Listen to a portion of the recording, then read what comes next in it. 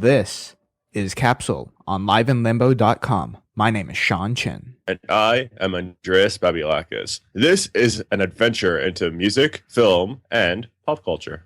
Well, I hope everyone had a Merry Christmas and is going to have a Happy New Year.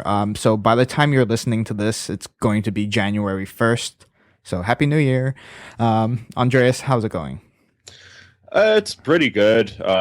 Finally recovering from food poisoning or a bug of some sort. The foot that I had surgery on is finally coming around. So I'm finally feeling human for the first time in 2 weeks. You've been like battered and like destroyed. I'm glad to hear that. Yes. There's my boss talking now. Dakota, how's it going? Welcome back to the show. I'm doing great. It's nice to be back after what, one episode? Yeah, one episode. Your Bleachers interview was pretty fun. Yeah, it was. And, yes, good job on that. And we also have our amazing music editor, Sarah Ricks. How are you? Good, thanks. Happy to be here. And so I would like to personally thank all of our listeners for giving us a chance and sticking with the show throughout the year on Capsule. And so I wanted to share some stats. So we have listeners from 6 continents, still none from Antarctica, but I suppose if you're there, I suppose if you're there, you have more important things to do with your time. Like trying to stay alive. Yeah, staying alive. I would like to point out that the USA somehow, for some reason, makes up about 40% of our listenership. Canada is 23%, and the UK is 8.2%, and other is 26.8%, and that includes primarily Australia, Germany, Sweden, and Norway. I don't know why, but that's cool. We love you all. Nice. So as of today, December 28th, good people from around 98 countries have listened, either streamed through an app or downloaded directly from iTunes. And so I went on Libsyn, which is where the podcast is hosted. I went all the way down to the very end, and we have one listener from this country called Seychelles, and it's 1,500 kilometers east of Africa with a population of 90,000 people. And it's made up of 150 islands. So that's pretty interesting. Seychelles, something like that. Does Brian Eno live there? Seychelles. Do you know anyone that lives there? No, yes. But thank you to our very special listener, I guess. But yes, Sarah and Andreas have like some root and like history with Africa, so maybe I don't know. I don't know if that's from my end. I know Zimbabwe and South Africa and probably areas around those two countries might be of my influence. But Seychelles, or however it's pronounced, I'd have to see it. It's Seychelles. I've actually never even heard of that country. Yeah, me too. So I thought that was pretty cool. Apologize if I'm ignorant, but no, that's interesting. Actually, no, I have no idea. But yes, good on you. You're awesome. Very cool. So that's like one person, or maybe like a whole tribe that listened. I don't know. You should if you're this person, you should totally reach out to us and let us know who you are. Tweet us. Yes, exactly. So let's start off. Sarah, did you get any good swag for the holidays? I got a hairdryer. I was excited about that. I guess maybe. Is it like a specific brand? I don't know. Nope, just needed a hairdryer. It was a pretty quiet Christmas. And did you find it useful? Sure. For drying your hair? That's cool. Yep. Dakota, any swag? I got some new camera accessories. I got a 50mm lens for my Canon T3i, and I also got a new 32GB memory card, which is pretty sweet. So that's, good work gifts. So when you get into low light situations, that 1.8 will like save you. Perfect, because it seems like almost every show I go to is low light. And it's tricky too, because there's like a depth of field that you have to. You'll figure it out. I'm excited to play around with it. I don't really know how much I'm going to be able to use it or not use it, but I don't have a show for a while, so it's probably going to be a few weeks before I actually get it busted out. Practice with your dog. Yeah, all he does is lay there, so that shouldn't be too difficult. But I also got some other cool stuff. I got the Always record, which is a very nice sunburst orangey yellow. On vinyl? Yes. Nice. And then I got the Cornetto trilogy on Blu-ray. Oh, it comes all together as one. Yeah. Oh God, okay. I need to invest my time and money to the. They don't sell it in Canada, so my girlfriend had to order it from the UK because that's the only place where they sell it. Is the region settings gonna work properly, or? Yeah, it worked fine on me. I watched all 3 this weekend. Oh well, lucky you then. That's perfect. It was what better way to spend a weekend than with Simon Pegg and Nick Frost And a bunch of ice cream, yeah. and a bunch of ice cream. Hey, Nick Frost was playing Santa Claus in the Doctor Who Christmas special. Oh, really? Yeah, that was pretty cool. That's cool. I love him. Andreas, what about you? I got mostly clothes, which is nice because I'm trying to revamp my terrible selection in shirts. I got some new headphones. Oh, you got headphones? gift What did you cards, get? flips of some sort. Nice. I don't have them with me like right now, but yes, no, I've given them a test run. They're pretty sweet. And I got a new fish actually, which is pretty cool. Which I, to the lack of my better judgment, named Prince because it's a purple beta fish. And it's fitting. already acting. It's already acting Aaron. So yeah, it seemed like the perfect name. So. Is he rude to you and ignores you?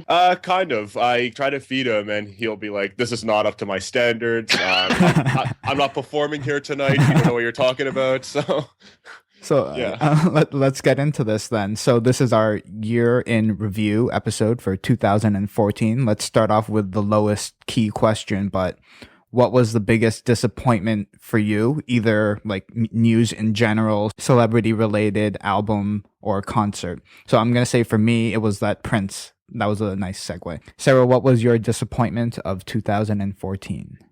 I was obviously sad to hear about the Cool House closing down.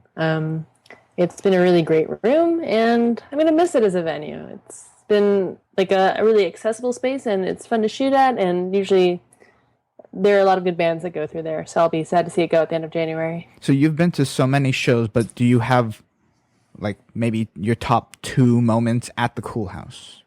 At the Cool House in particular? Yeah, just of the Cool House.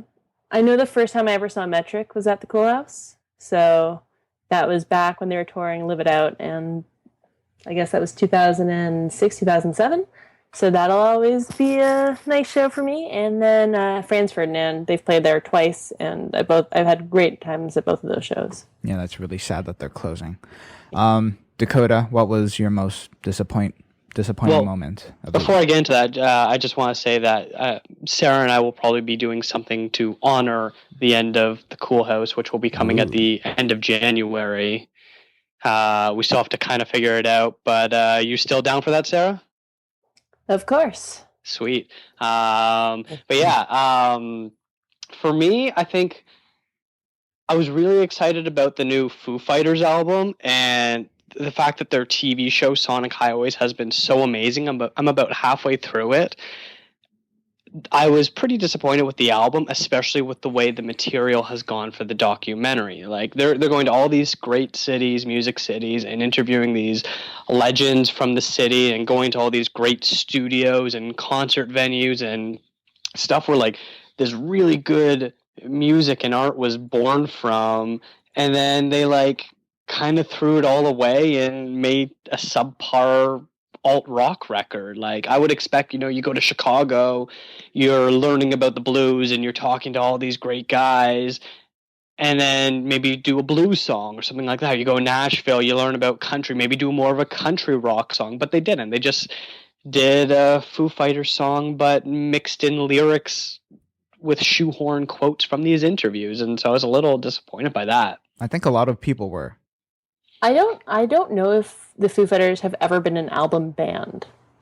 That's true. They're great at making these real arena rocking singles. Some of the best rock singles of the past 15 years or so, but overall their albums have never been fantastic. Nothing as great as Nirvana ever put out, things like that, but well, they certainly been. I mean, they've had like a double disc. They had all these like cohesive themes, like with Wasting Light or whatever it's called. Like they've had all these ideas before to be an album band, but I don't know if they've ever really pulled it off. Really.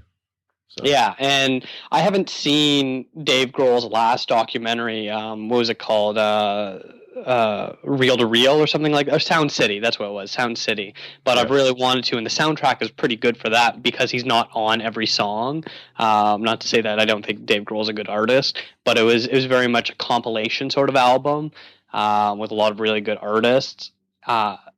So that really succeeded, not so much as a Foo Fighters album, but as a soundtrack album. And there are rumors that he might do a second season of Sonic Highways, which I would think is great because there's so many great music cities that they haven't hit up yet. Hell, they could even go either to Canada or, to England or wherever in the world, because every big city has a musical movement at some point in their history, so why not cover it all? And the way that he shoots it and interviews it, I'll watch 50 seasons of Sonic Highways. Absolutely. Until he's 90. Yeah, cool. So I'm going to ask this question now, but you can answer it at the end because it's probably a tricky one. I'm going to ask you, how would you all describe 2014 in 3 words? So just keep that in mind so you can think about that throughout the rest of the show. Let's start with you, Sarah. What was the biggest music news story that you remember of 2014? Like, which one had the most impact? It doesn't have to be good or bad, but which one had the most impact? It's hard not to talk about the year of music without talking about Gian Gomeshi, because he was like everywhere and for all the wrong reasons. I would like to know what your thoughts specifically are on that. My thoughts specifically, like, I'm glad he was found out for it, and I think it was a long time coming. Whenever I was at a show, I'd see him, he'd always be with a different girl, and like I'd heard stories from friends and from friends of friends about him, so it wasn't totally surprising, but it was surprising in the sense that it came out, I guess. Sarah, did you ever read the article? It was a Canadian blog called Have You Heard About Gian? Yeah. Okay, that's what your story kind of just reminded me of. I guess you belong in that camp. If you ever saw him, you said, have you ever heard about Gian? Yeah, like I wasn't surprised to hear people come forward with bad stories about him, but the extent of how bad it was probably a bit of a shock. I think this year was a big year for like feminist and like strong female role models. So as one of the most prominent females of Live in Limbo, what do you think about the whole thing? Yeah, I think women had a good year for music this year. I personally always struggle with like how much focus we should put on someone being a talented artist because they're a woman. I don't think we should have to signal that out. I think it's just like if they have talent, it kind of stands on its own. Like it should just be like normal. Like it shouldn't, because they're a woman. Think we have to call attention to it. Okay. How about you, Andreas? What was the biggest news story of the year? Well, music related, I'm guessing, right? Yeah. Okay. Well, again, it's hard to stray away from Gian Gomeshi because the way that he publicly just surprised everyone, and then it started developing slowly, and suddenly he went from this hero to being the punk that we know that he is now, or that Sarah kind of had an inkling about.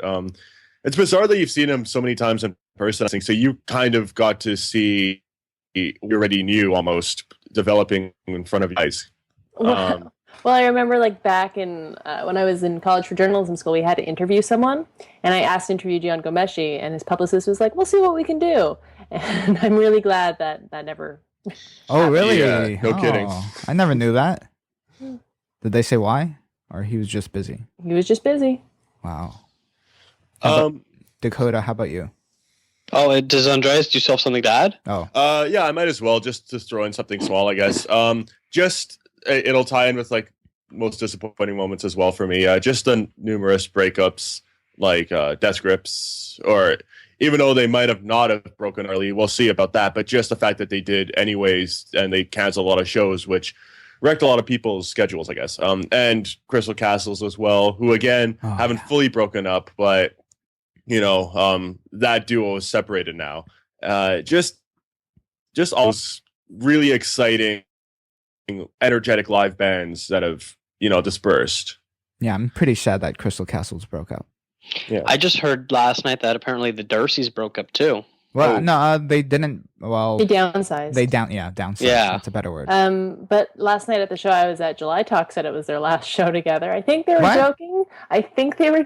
But it was kind of like, wait, what? Seriously? Whoa. What did the crowd say? No one said anything, like, which is why I'm like, I guess they were joking. I don't really know.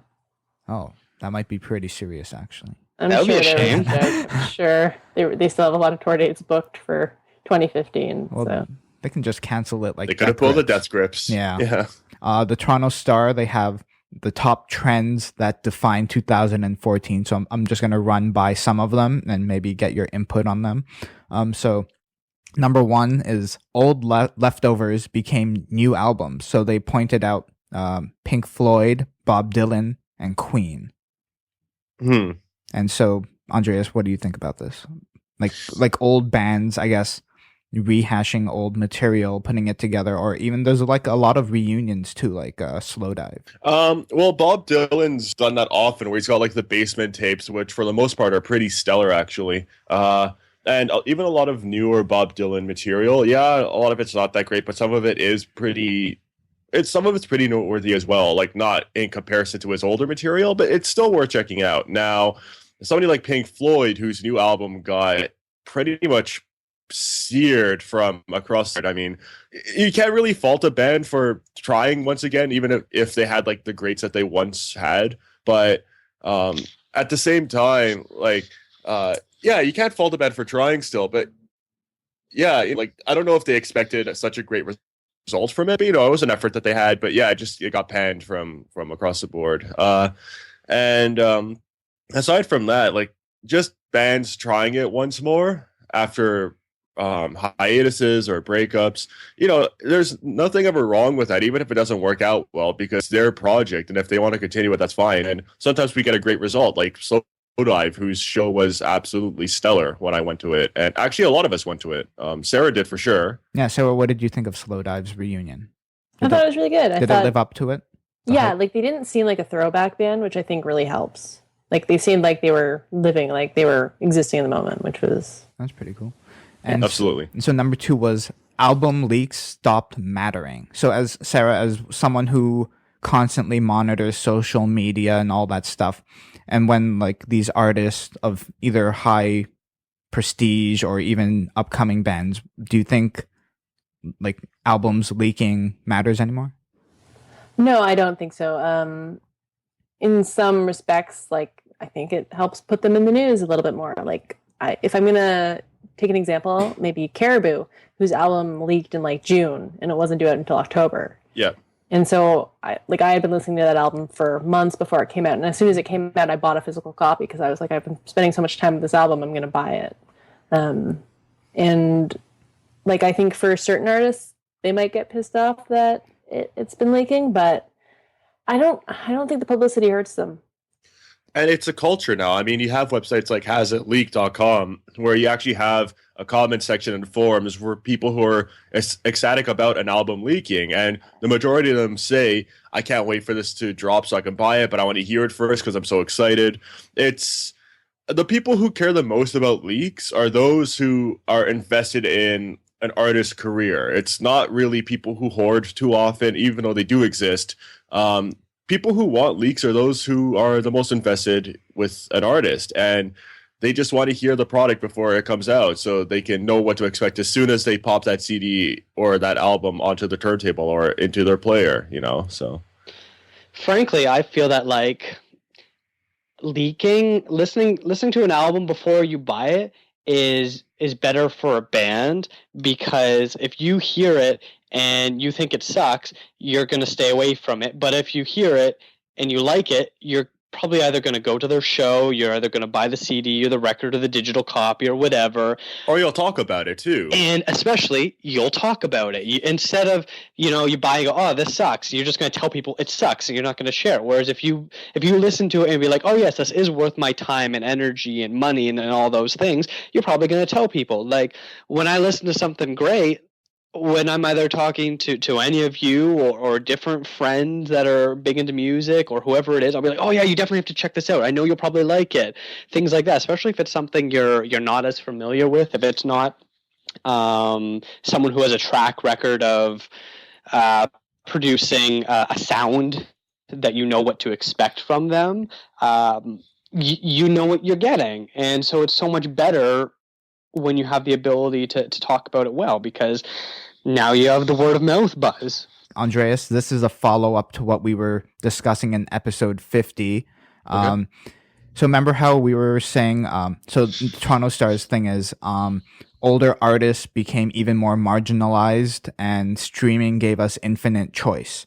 And so Billboard on December 4, like of 2014, so like a few weeks ago, Billboard and SoundScan started implementing a fundamental change in the way they calculate album chart rankings, and now they're going to start to include streams and individual song downloads. So in episode 50, you and I were like asking how would they know like a whole album download from streaming. And so now the rule is specifically 10 downloads of an individual track or 1,500 song streams now represents one album sale. Okay. Oh, So I don't know if it's of one song or any song, that even if it was one, like the one hit song of the album, but if it's downloaded 10 times or listened or streamed 1,500 times, then that represents one whole album sale. Dakota, what are your thoughts? well, can you clarify what you mean by older artists being marginalized? Well, I guess they mean like older band. It didn't really say totally. That's what the headline is, but I guess they mean like older bands that relied solely on selling physical copies. I don't know. I don't think I could get on board with that statement, because I feel like, one, the big acts, whether it's from the 90s, 80s, 70s, 60s, whenever it is, are still big. You know, there's always going to be kids discovering the Beatles and the Rolling Stones and things like that. And then, you know, smaller artists that maybe didn't get their due way back when. You think of someone like Townes Van Zandt or Nick Drake or whatever, are probably bigger now than they ever were because of the ease of listening to music. So I don't really agree with the statement that older generation artists are being marginalized. Well, I think they mean like in the grand scheme of counting sales, like Well, even they so, can't make the top. They can't make a platinum album like Taylor Swift can. even so, I feel like a lot of these headlines are targeting and looking at this the wrong way. I mean, as we've discussed with places like the Cool House or all of our vinyl collections, that there are different cultures of music, and the people who go to shows, the people who collect like rare stuff on vinyl, and these kinds of headlines who are looking at the platinum sales or whatever, they're just the Billboard heavy who's selling kind of market. And to me, that's not solely what music is. So when they make like a brash statement like this, as Dakota's saying, you can't just make a statement like that, because there's so many cultures of music fans that don't just look at YouTube views or just what song's top of the charts, because to us, that's not an indication of what's good or what's noteworthy, you know? And statements like this I think they're kind of egocentric. Well, yeah. The whole thing's about numbers, right? They need a way to categorize or like put a number on something to give statistics to it. Take someone like, let's say, St. Vincent. She in no way is ever going to be a number one Billboard selling artist. She's not going to have the song of the summer or whatever you want to call it. But she could. Can she sell out? She might. You know, she might. But like currently, let's say, if the path that she's on, it doesn't matter. You go to a large venue, she's going to sell it out. She doesn't need to have a number one album to be able to reach a wide range of people. And so to be like, oh, there's never going to be a platinum album again, or only one a year, or things like that, I just think it's a little bogus, because you're completely ignoring the fact that there's so many more ways for an artist to connect. And, you know, artists making money off of album sales. That's never been the case, whether it was in the heyday of the 2000s or way back when it was the song houses like the Brill House and whatnot. The artists were not making the money off of the album sales. Those were always the publishers, the writers, the record companies, things like that. Bands have always made their money from touring and merchandise. So frankly, I don't care if there's only one platinum album a year. That means absolutely nothing to me. There's more music, better music, easier ways to get the music than having a number one song on the radio or having a platinum selling album. Sarah, as someone who works in the industry with other organizations, what are your thoughts on this? Like for counting sales? I think my biggest problem with their new rule is that it puts a focus on singles rather than on complete albums. That's what I was going to say. So their goal was to figure out how to count these album sales, but actually, according to these rules, it's still tracking an individual song. It's like history's repeated itself. I mean, wasn't that the case back in the 50s and the 60s? Weren't bands trying to not be a singles band? Like the Beatles went into the studio permanently and tried to make albums. Now we've gone in reverse. Yeah, like I understand the industry needs to figure out a way to count this and make it seem like it's a fair way, but I just think that it's taking the attention off of complete albums, and it'll be up to the artist to decide whether or not they actually invest in making an album or if they're more focused on hit singles. I read somewhere that in the future, or like the trend is that bands are going to try make more singles rather than albums now. I believe that because that just seems like the lazy way to do it. So like just release one track a month or something? Maybe, yeah. I mean, if that's how it's going to be counted, then they might just do that because that sounds more profitable than going to the studio and making a complete album. But I still think that there are going to be artists out there who support the album format and want to deliver a full package. So it'll be an interesting divide between the commercial and the artistry side. Yeah, and then there's some artists that just release like a 5 or 7 track album, and then there's some that release like an 18 track album. So well, some artists are already doing the whole single thing. I mean, wasn't Smashing Pumpkins doing that whole massive album through like multiple release? Burial, for instance, is also releasing like a track or two at a time as well. So I don't know, like this whole singles and albums thing, I feel like those bands who you expect to just have singles will be the ones that have singles. Those who you expect to have the albums will have the album. So it's not going to be any surprise as to which side latches onto which side, you know. So. It won't be a surprise for the bands that exist already, but I think for the up-and-coming bands, it'll be like, you have to pick. Yeah. I guess different artists will choose different ways to deliver, but like CEOs of these publishing record labels and stuff like that, those people want to know like concrete numbers, so they have to cater, the artist has to cater to them as well. But this is the exact same thing that happened once, you know, when the CD sales started to decline and downloading first started. They're all trying to figure out how to game the system to make it look like they're winning, when in reality they should just be focusing on what do the consumers want, how best to meet them. You're seeing this nonstop in basically every format, whether, you know, it's downloading movies versus streaming on Netflix or watching sports online or sports on TV. The industries have to stop trying to shoehorn their way of doing it and realizing that, you know, the consumers are willing to pay money. People are willing to buy shit. I'm willing to go buy a record. Sean, you're willing to pay for Spotify and RDO and things like that. So it's not like the money isn't there. They just have to stop forcing us to do it the way they want it to do. So they should have all the platforms available, and then people should be able to choose. And he's got a point though, because it's at this point it's just continuous brushing the dirt under the rug, saying, oh, nothing's wrong here, we're still doing well, right? And it's going to get to a point where they're going to end album sales for every word an artist sings. You know, they're going to be grasping at straws as to how to have high numbers still, when that's not the case. It's a different industry. It's a different way that the world is working.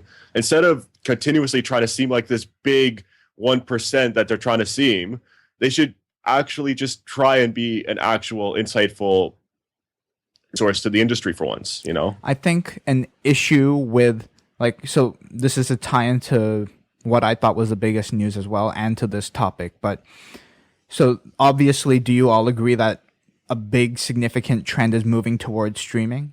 Yeah, I think people are looking for convenient ways to listen to music. Do you stream? Did I ever ask you that? I don't really. I'll sample, like I'll go on YouTube and like listen to a song before deciding if I'm going to see a band live, and I find most of my music live. I think. Have you ever used like RDO or? I've used Spotify. Okay. So, and I liked Spotify, but I found with Spotify I was just listening to albums I would already be listening to. So I think like the trend is concrete in that streaming is becoming significantly more popular, and that's probably the trend of the future. But like with Taylor Swift, and so like, okay, so the issue with streaming is that you never own the music. You pay a flat monthly rate, and you can listen to unlimited music from any artist. However, an artist can specifically pull their catalog or an album, let's say, and so you never really own it. So I guess they're still experimenting on that. Dakota, do you ever stream? No, I don't. The only time I ever did was when I needed to listen to all the Polaris Prize nominees, and I couldn't find Tanya Tagaq's album, and that was on RDO. RDO, yes. I do that so too. You and Randall had kind of pointed me in that direction. But other than you, I actually don't know anyone else that streams. Oh, God damn it. That's funny, actually. I think a lot of people stream. Oh, well. Oh, I know it's really popular. I just, within the people that are as fervent as listening to the mass amounts of music that I do, so I have a handful of friends. None of them stream. They all either download or buy from iTunes and things like that. No, that's a good way too. And digital downloads is the way to go, but that's like on a decrease. Yeah. All right, so let's talk actual concerts here. So Andreas, this was a big year for you for music, right? Like going to live shows. Yep, it's the most amount of concerts I've ever been to. And how many did you go to this year? I can't count. I actually have no idea, but yeah, it's countless. And who's your favorite like concert of the year? I believe I'm still going to stick with the Swan St. Vincent pairing. That was pretty because good. The amount of contrast between two very exciting performing acts. One who focused more on soundscapes and what music can represent live, and another who focused on being a modern rendition of David Bowie, who's very anti-technological, except also very Andresque in form, and somebody who translates the music very differently live and in a very mechanical but somehow still organic kind of way. It was interesting because it was two artists taking their music and displaying it very differently, where Swans had barely any album material live because it was all an experience, and St. Vincent took these poppy tunes and made them, deconstructed them, and put them all back together again. And it was very Frankenstein-like in nature. Both were very exciting, and they made for a great pairing, even though they had a lot of different as well. And we could see St. Vincent like bobbing her head in the background while Swans was going. Yeah, in this Now magazine or newspaper, whatever it is, article that I saved, because I like to keep a lot of concert stuff, so I took one of those during NXNE, and I have the St. Vincent poster still up. The main quote on the front is of nothing else except her fascination of swans, where she says, paraphrasing, of course, "I'm going to be performing the swans. Fuck yeah, I can't wait for that." And that's like her quote on the front of Now magazine. It's her still showing her appreciation for swans. Yeah, that's amazing. Dakota, this was also a big year for you for live concerts. What did you think? It was a big year for me because I started doing my own concert photography, which was exciting. And you landed a photo into Randall's, our director of photography's top 25 photos of the year. So I was extremely honored. I feel like I don't deserve to be on there because there are some amazing pictures, especially by you, Sarah. I was blown away by all the other pictures. I had nothing to do with that list. It was all like Randall's third partiness. So. And him thinking that my little picture deserved to be in that group is very humbling and proves that I got very lucky that one shot. Oh, you're learning, and with the new 50 millimeter, you should do even better now. I'm excited. What was the best concert that you went to? Speaking of the picture that made the list, it was of Thundercat, and I'd have to say the Thundercat Flying Lotus double billing at Danforth Music Hall was probably my favorite, although it's really, really difficult since I saw so many amazing shows. When I was originally making my list for the best shows of the year, I must have had about 10 to 15 slots that I had to narrow down to 3, and that was very difficult. But the 1-2 punch of Thundercat opening up and doing this like really freaky, spacey, jazzy jam session, making way for Flying Lotus, where he basically just zapped us all up into this outer space version of hell, heaven, and purgatory was pretty amazing. For me, I'm going to have to... Well, on my best of list survey, I said Charlie XCX at the Hoxton. Andres, you were there as well. That was pretty awesome. And she was really fun. However, I really have this nostalgic feel for that Linkin Park show that Sarah and I went to. Everyone has a high school band. I should ask everyone. Dakota, what was your high school band? Oh, man, that's tough. When I went to high school... Good Charlotte, right? No, when I went to high school, people were really into classic rock, and that's when I got into the Beatles, so probably the Beatles. That's not a high school band. I know what you mean, and I'd probably have to think a bit more. I was really into Blink-182. Okay, it's Blink-182. That's one of them. Okay. Andreas, what was your high school band? I had a few, and it was actually my bucket list, even if I grew out of the band, to see them all live. So the 3 I can think of right now were Slipknot, Avenged Sevenfold, and the Birthday Massacre. And as of last week or 2 weeks ago, I ended up completing that bucket list because I've actually saw those live now. And yeah, I know, well, Slipknot's kind of typical for a high school band, but yeah, I don't know. Like, still in high school, I was branching out a little bit. I got into music pretty young, actually. So all the Linkin Park and Good Charlotte phase, that was like grade 6 or 7 for me. So yeah, I got through that phase pretty quickly. But yeah, Slipknot doesn't help either. Sarah, the heavyweight champion of the year, the queen of the swing. Who was your high school band? My middle school and my high school bands were actually different. Oh, okay. My middle school band was Panic at the Disco. Uh-huh. And my high school band was Metric. Oh, okay. That's pretty good. And so I say you're the heavyweight champion of the year because how many shows did you go to? As of last night, 260. Wow. How do you keep track of them? I have a list. I do it by month. Okay. And so... How are you still alive?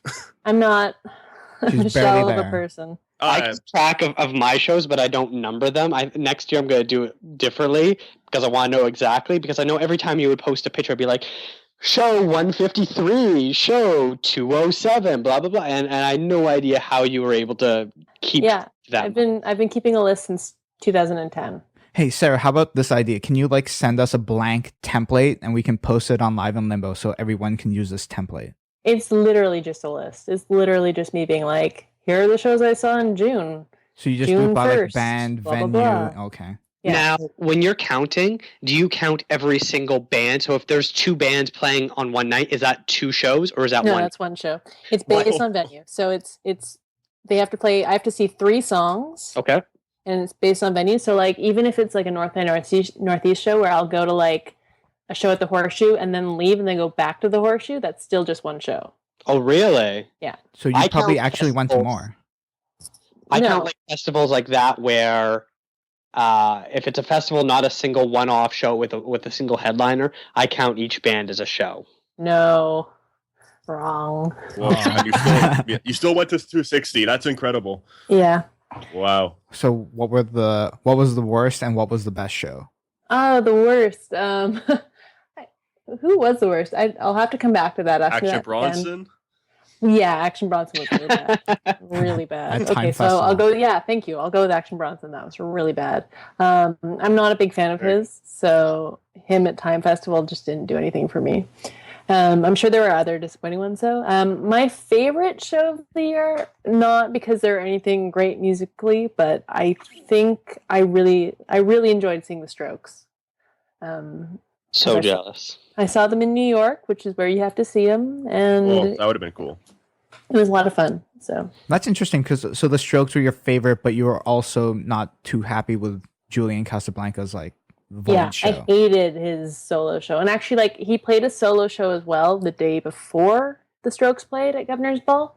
And I hated that show too. So I think I need him to be in the Strokes for me to like him. That's funny. What band did you see the most? Let me look at my list. 1 second. That's a good question. I'm on a race to see which band I'll see for the first time for 5 times. I've got, I think, 2 or 3 bands where I've seen them like 3 times. Which Who are ones? some of those? Oh, geez. Now you're putting me on the spot. Muse, I've seen 3 times. Bedouin Sound Clash, I think I've seen 3 or 4 times. It's hard to count my buddy Justin Azuka because I've seen him at non-shows, really, so I don't know. I've lost count for that, but that's probably at least 5. But there's a few other where it's like legitimately I'm super close to 5. I like seeing bands just once. That does it for me. However, I've accidentally seen Headley like 4 times. I don't know. Oh, what a disservice. So this year I saw Bombay Bicycle Club, Spoon, Jesse Lanza, and St. Lucia 4 times each. Holy cow! But Well, top of Spoon, my that list, must have been incredible. yeah, Spoon had a great year, and I love them, so it was nice to see them that many times. But I think the most I've ever seen a band is probably Metric. I think I've seen them like 20 times now. 21. Wow. And do they get boring for you, or is it always? Certain bands, like I'm waiting for Metric to do something now that'll impress me because I feel like every time I see them, it's kind of the same thing. But like I've seen Franz Ferdinand. How many times have I seen? I've seen Franz Ferdinand 10 times, and every time I still really enjoy it. That's Now, a band like Wow. Spoon with a massive discography, are their shows extremely varied? Yeah, like even looking at their set list, because I grabbed their set list when they were playing. They played Hamilton Supercrawl Festival, and their set list, like their encore, they had maybe like 6 songs listed for their encore, and they like picked 2. So it was nice to see that kind of variety. And Wait, like, they did have such a you huge jump back on the catalog. stage to get the set list, or how did you? I get have long arms, so it comes in it? handy. You reached down and you just ripped it off the stage. After 260 shows, you probably got all that practice doing that then. Yeah. Do you like collecting set lists? Yes. Yeah. So how many? What is your most prized set list? From this year, Yeah. Arcade Fire. Ooh. Oh. And ever? How about ever? Ever, probably Gorillas when they play at the ACC. How did you get Whoa. that? I have my ways. Oh, let's hear it. This is the Capsule exclusive. I tell you, but it's too good of a secret. I can't Really? do it. Is Yeah. it like super like controversial? No, it's not controversial. It's Oh, just okay. the fewer the people that know to do it, the easier it is for me to do it. Okay. All right. So let's see. What artist, Sarah? What artist should we be paying attention to in 2015? I'm gonna go with Grimes on this one. I think it's her new album's a long time coming, so I think there's gonna be a lot of expectations on it. And just like seeing her live show, she's definitely gotten a lot better presenting herself. So I'm looking forward to seeing what she comes up with. Didn't she write something like she had to like remake her album or something because of criticism or something like Yeah. that? Well, her newest album was supposed to come out this year, and it just didn't. So Do you think she should have listened to the criticism of people? I think if she wasn't feeling completely confident in it, then it was good of her to spend more time with it. Andres, do you remember what they were saying, the critics? Well, a lot of people thought that her song "Go," which was not even written for her, it was written for Rihanna, I believe, was too poppy and not in her nature. And because she was kind of going down that path, he decided, hey, okay, let this some time because maybe people are right. Either way, I don't want people to be unhappy. So that was it. It was like a month or two after "Go" was receiving a lot of flack, which I don't know why because I thought it was a pretty good I song. like that I song. thought it didn't sound like her though. Like it sounded like a Rihanna Yeah. song. Kind of. Well, that's what's meant to be, I guess. So Yeah. yeah, fair point. But still, it was still pretty good. I had Pharmacon who's released an EP before and this year came out with the album Bestial Burden, which is an absolutely nauseating album. But to those who like noise music and avant-garde music, it's an absolute emotional rush. I mean, her screams have to be some of the most intense that I've heard in a very long time. They're blood curdling, and she's slowly getting bigger with her live performances. With all of this critical praise that she's gotten, and There's even some people speculating that she might, like, I don't know how far-fetched this is, but a lot of people, when Crystal Castle split up, they said maybe she could be like the next person to take Alice Glass' place. Oh my god, that would be awesome. Who knows, though? That's a huge speculation. I doubt it's even going to happen. But the fact that people are even recognizing her as a possibility, I mean, that just goes to show what, like, how much of an uprise she's been receiving. So, FarmerCon for me, and I can't wait to see her in January. Yeah, January 17th. I don't even know what venue this is. Sarah, have you looked at this? She's playing at SHIBGBS. That's a venue in Toronto, apparently. I've never been, but I hear it's like a basement that hosts a lot of punk shows. How do you even pronounce that? Shigby? I think it's supposed to be like a play on the famous New York venue that's similarly named. Oh, Wait, CBGBs? Yeah. So there's one venue that you've never been to in Toronto? There's a couple. There's a couple. Where have you not been? There's a couple. I don't know. Okay. Dakota, who do we have to look forward to in 2015? I went really small scale, and I chose a band called Moon King. Are any of you familiar with Moon King? Only because you told me of them. Yep. They kind of spawned from the breakup of another local band called Spiral Beach years ago. I know who they are. You know Spiral Beach? Yep, they performed at V Fest in like 2007. They did. I was there for that. Yeah.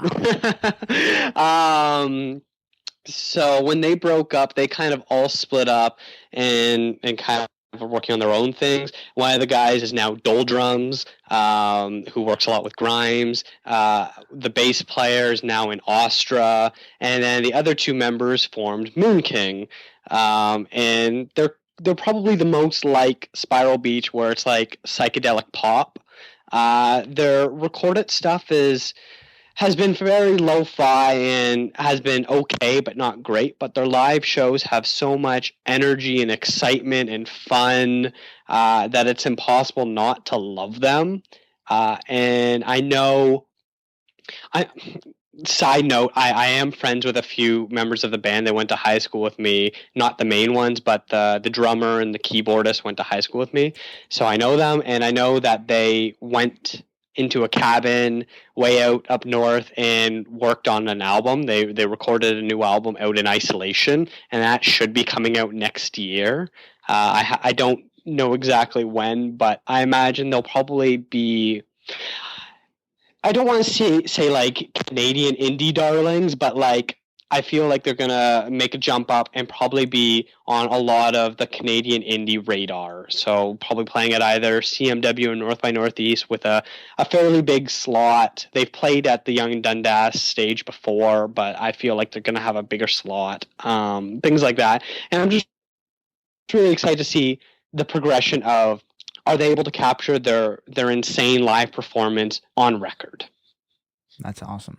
So on my survey list, I said we should look out for Elephant and Charlie XCX. I think even though Charlie XCX is big-ish already, I think like we'll never see her perform at the Hoxton again. It's going to be like ACC next time.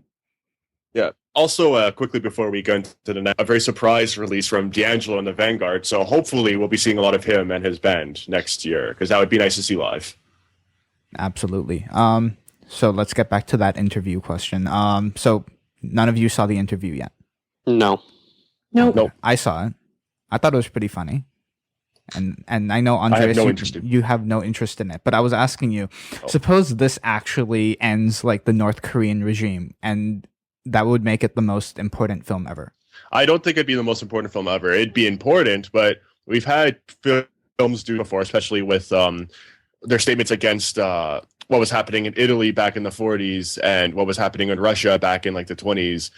You had movies like Battleship Potemkin and Bicycle Thieves, who were very against their own government, which were extremely revolutionary. And even a film like The Battle of Algiers, which was banned in many countries because it was seen as highly political. A movie like The Interview only seems like it's as big as it is because it's a lot of the American media pushing it as this big controversial film, and North Korea's own silly retaliations that are making it like just this big childish banter back and forth. And it might seem like a funny thing for such a juvenile movie to be such a of big importance, but at the same time, like there have been movies before that have been way more revolutionary. Yeah. So, And Dakota, you said you were gonna, if they did release it, you were still gonna see it eventually. Are you still gonna do that?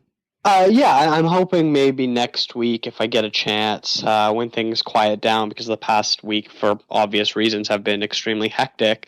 So hopefully the first week of the new year, I'm able to kind of catch up with it. There's actually a lot of musical influence in there.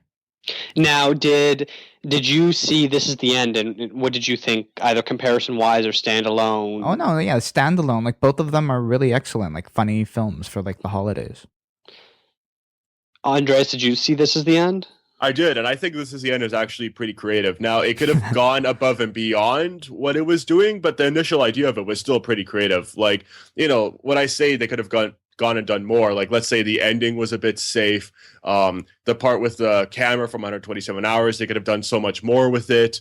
But the initial concept of just everyone in Hollywood is bad, and when we all die, we have to like atone for our sins. That's kind of funny, especially because everyone's playing themselves and everyone's a bit of a jackass, and I think it's funny. Now, the interview, even before all of this controversy, I didn't have too much of an interest with it because, well, I've seen something like Team America: World Police, which kind of does something similar, except it's not an interview with the leader of North Korea, but it's still heavily targeting North Korea, and I've seen it done kind of before, and with what seemed like a way funnier and more clever concept. Now, from what I've heard about the interview, Sean, can you confirm this? Is it? That's not what I've heard.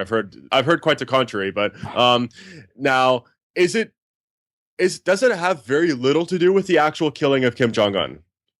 Well, there's a part that I'm not going to say if it happens or not, but like no, but like conceptually, like is it very little to do with that, or is it like a primary focus? No, well, yeah, that's like the whole mission of the movie. Okay, so like a lot of it. Okay, so it is about that, because I heard the opposite, where like very little of it has to do with what made it controversial and made Korea go up in arms. Whereas, if it was more of what the movie was about, well, I think reason. they got like crazy over it because they wanted to humanize him, not necessarily because they want to kill him, but they wanted to humanize him, and that too. But like throughout the whole movie, that's like the main mission, and then they just add in poop and like genitalia jokes, which sounds down my alley, of course. Yeah. If you've seen my list of the best films of the year, that sounds right up my alley. And Sarah, do you have any intention to see this film? Genitalia. I just recently saw This Is the End, actually, and I didn't love it, so I don't really have any inclination to see the interview. Oh, no. That's weird. Okay, so so imagine this, everyone. It's either a CMW or North by Northeast type of big event, festival, and you can book one dream act. Who would you book? Sarah, go. I don't know. Really?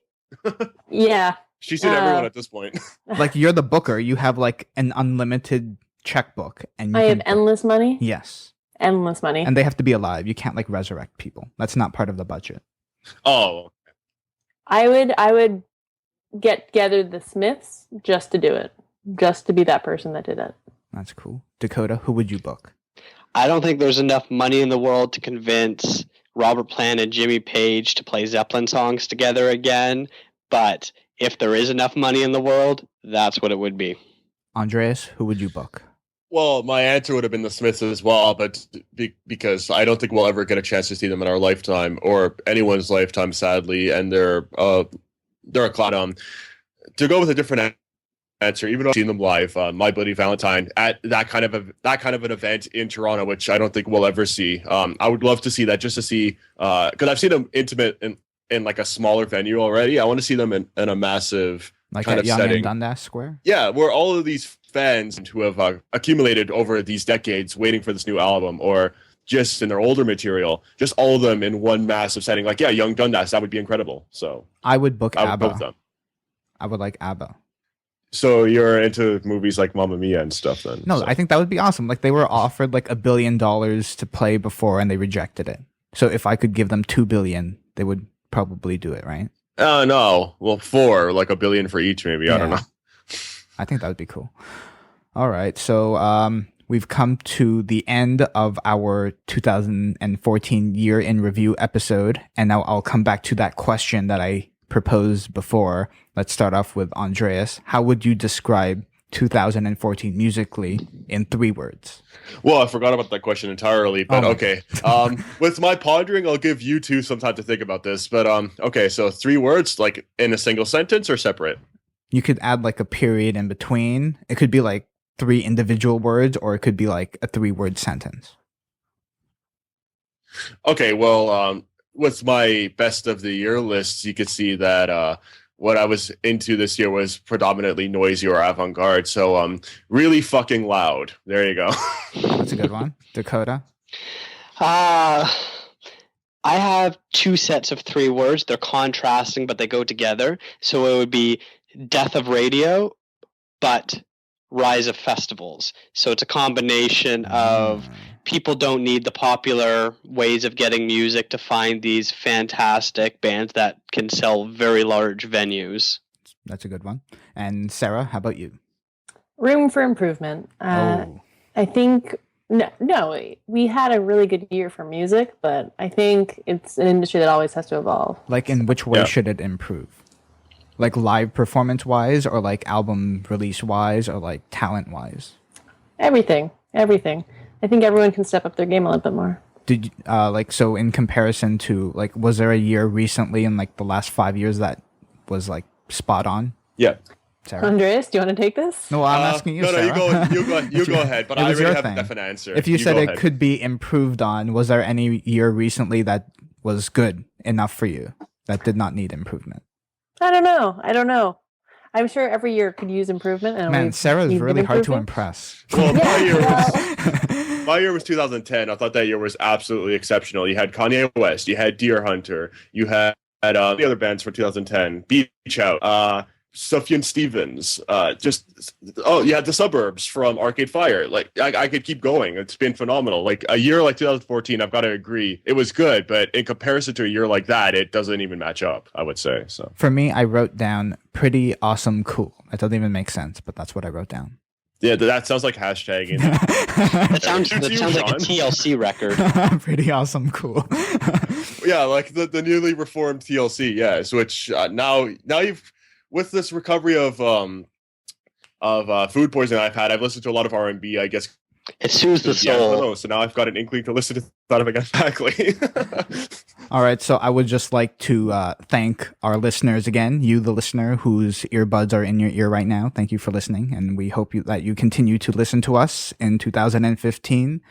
We'll have more interviews and goodies for you. I would like to personally thank Andreas. I love you. You're cool. You're a good co-host, full of knowledge. Thank you, but I'm still not going to watch the interview. Okay. Sarah, you're also cool. I love you. Hardworking, music editor. You're great. Thanks for having me. Dakota, you're all right. Yeah, I'm okay with that, actually. No, you're cool too. I love you all. And so I just wanted to quickly say, Dakota, you're our new appointed associate editor. Welcome to our editors group. Are there jackets? No, you get an email. Oh, I kind of want it matching varsity jackets or something. One day we'll get that. We can look into the Blue Notes one. We can get them embroidered specifically. Oh, can you do that? That's on you if you want it. Okay. Andreas, it's not going to be within the store. But. All right, we should get those varsity jackets out there. Well, I'm very appreciative, and I hope I don't let you all down. That's great. And Andreas, where can all of our listeners find you?